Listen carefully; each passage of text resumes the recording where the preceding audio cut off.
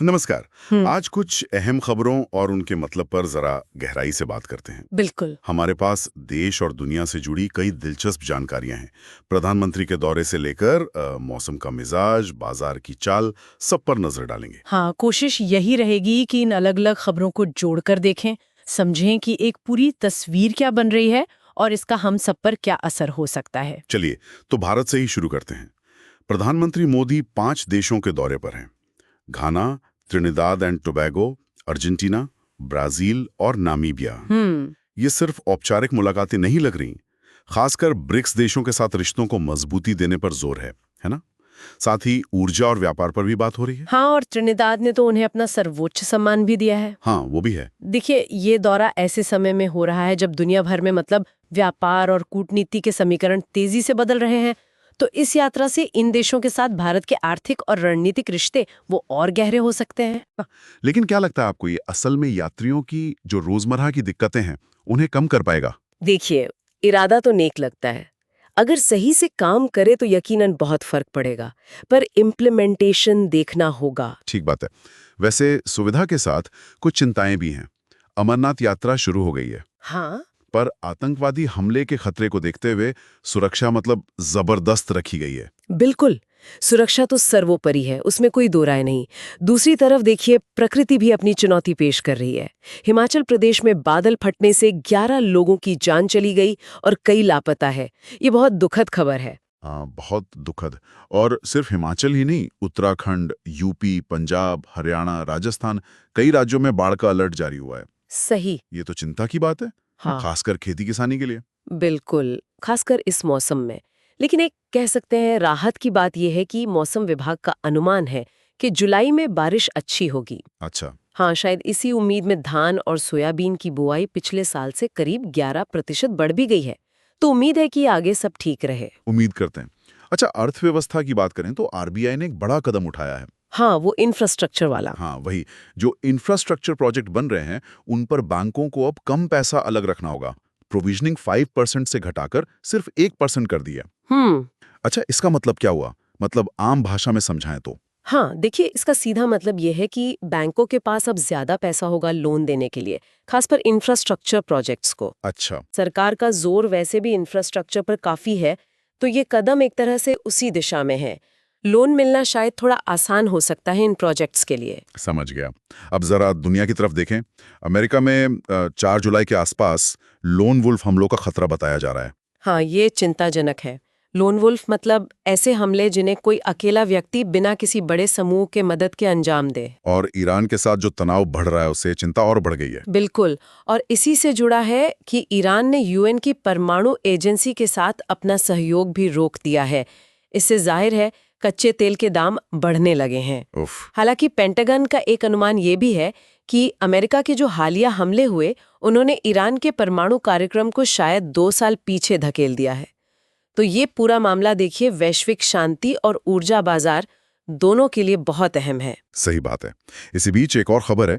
रूस के राष्ट्रपति पुतिन और फ्रांस के राष्ट्रपति मैक्रोन के बीच 3 साल बाद फिर बात हुई है। हाँ, काफी लंबे समय बाद। यूक्रेन और पश्चिम एशिया जैसे मुद्दों पर चर्चा हुई। क्या लगता है, इससे कुछ बर्फ पिघलेगी, कुछ रास्ता निकलेगा? कहना मुश्किल है अभी। देखिए, बातचीत शुरू होना अपने आप में एक सकारात्मक संकेत तो है, पर नतीजे क्या निकलते हैं ये तो वक्त ही बताएगा। दूसरी तरफ यूरोप में भयंकर गर्मी पड़ रही है। स्पेन, इटली, जर्मनी, सब जगह जंगलों में आग लग रही है, बिजली ग्रिड पर दबाव है। हाँ हाँ, तस्वीरें देख रहे हैं हम। और इसी माहौल में यूरोपियन यूनियन ने 2040 तक कार्बन उत्सर्जन 90% घटाने का एक बड़ा लक्ष्य रखा है। ये दिखाता है कि क्लाइमेट चेंज कितनी बड़ी एक हकीकत बन चुका है। बिल्कुल। और दक्षिण कोरिया में भी कुछ उथल-पुथल चल रही है, वो मार्शल लॉ के संकट के बाद। हाँ, वहाँ भी हालात थोड़े नाजुक है। अब वहाँ के राष्ट्रपति आर्थिक चुनौतियों से निपटने के लिए नई नीतियां ला रहे हैं। धीमी विकास दर है, अमेरिका से व्यापार टैरिफ का डर है, कई चीजें हैं। वैश्विक व्यापार की बात चली है तो भारत अमेरिका के बीच भी तो अहम बातचीत चल रही है। हाँ, बिल्कुल। 9 जुलाई की डेडलाइन है और सुनने में आ रहा है कि टैरिफ घटाने को लेकर कुछ प्रगति हुई है, सहमति बनती दिख रही है। लेकिन वो डेयरी और खेती वाले मुद्दे। हाँ, वो पेंच अभी भी फंसा हुआ है। वो थोड़े मुश्किल मुद्दे हैं हमेशा से। देखते हैं क्या होता है। और शायद इन व्यापार समझौतों की उम्मीद का असर भारतीय बाजार पर भी दिख रहा है। आईपीओ की तो जैसे बाढ़ सी आ गई है। अरे बिल्कुल, जुलाई में करीब 2.4 अरब डॉलर के आईपीओ आने की उम्मीद है। Credila, NSDL, Aditya Infotech, LG electronics जैसे बड़े नाम शामिल हैं। वाह। हाँ, आईपीओ यानी इनिशियल पब्लिक ऑफरिंग, जब कोई कंपनी पहली बार अपने शेयर आम लोगों को बेचती है। तो ये दिखाता है कि कंपनियों में भी उत्साह है बाजार से पैसा उठाने का, और निवेशकों में भी भरोसा है एक तरह से। और वो एयरपोर्ट रेस्टोरेंट वाली कंपनी भी है। हाँ, ट्रैवल फूड सर्विसेज, वो भी करीब 20 अरब रुपए का आईपीओ लाने की योजना बना रही है। तो माहौल तो है आईपीओ का। इसी वजह से शेयर बाजार में भी तेजी दिख रही है। सेंसेक्स और निफ्टी दोनों ही थोड़े ऊपर गए हैं। जी। रुपए की बात करें तो डॉलर भले ही थोड़ा कमजोर हुआ हो, लेकिन आरबीआई के दखल और विदेशी निवेश आने की वजह से रुपया अगले 6-12 महीनों में ऐसा अनुमान है कि 85.75 से 86.13 प्रति डॉलर के दायरे में रह सकता है। मतलब एक रेंज में। और कंपनियां भी अब फॉरेक्स हेजिंग बढ़ा रही हैं, मतलब डॉलर के उतार चढ़ाव के जोखिम से बचने के उपाय कर रही हैं। अच्छा।